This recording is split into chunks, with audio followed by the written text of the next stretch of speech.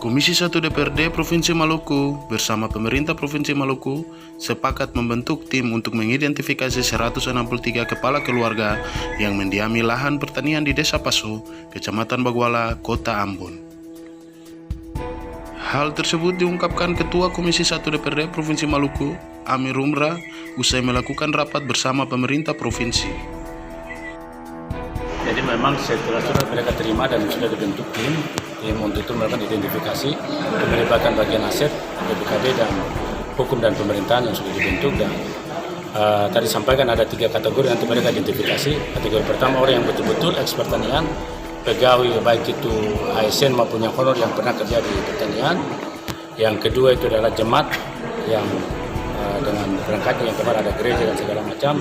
Yang ketiga ada orang yang di luar dari kategori 2 tadi itu.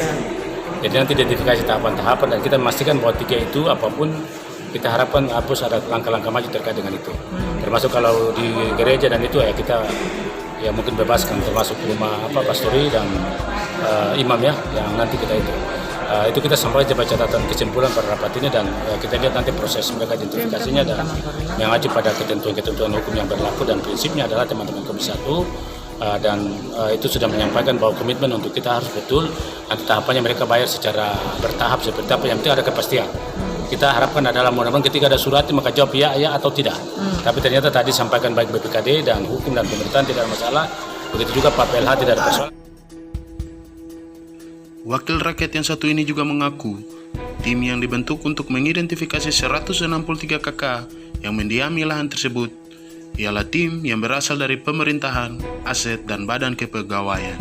Mereka sudah bentuk tim, nanti tim itu melakukan kajian terkait dengan persoalan itu dan dibagi ada 3 kategori. Nanti kajian hukumnya seperti apa mereka serahkan ke kita.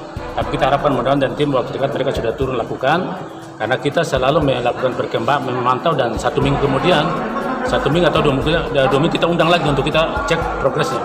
Karena ini pemerintah harus kita ingatkan terus, tapi tidak susah.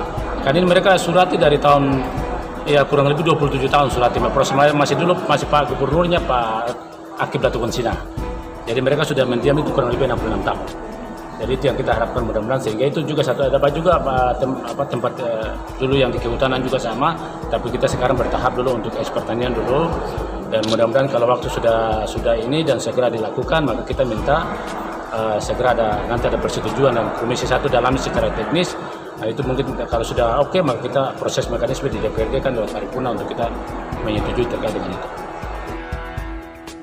Sekian berita yang dapat kami sampaikan hari ini. Terima kasih dan sampai jumpa.